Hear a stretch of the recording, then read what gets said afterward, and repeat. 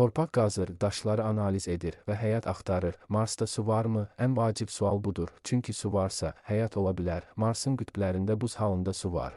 Hətta bəzi tədqiqatçılar Marsın dərin qatlarında duzlu su gölləri olduğunu bildirirlər. Metan qazı, həyatın əlaməti. 2019-cu ildə Marsda metan qazı aşkarlanıb. Bu qaz yer üzündə əsasən canlılardan çıxır. Bu, Marsda mikro həyatın ola biləcəyini göstərən bir işarədir. Gələcək planlar NASA, SpaceX və digər şirkətlər gələcəkdə Marsa insan göndərmək istəyir. Bəlkə orada koloniya quracağıq, bəlkə də yeni bir həyat başlayacaq. Bəs səncə Marsda həyat varmı? Sən də fikrini şərhlərdə bildir. Kral Kosmos ailəsi olaraq bu sirləri birlikdə araşdıraq.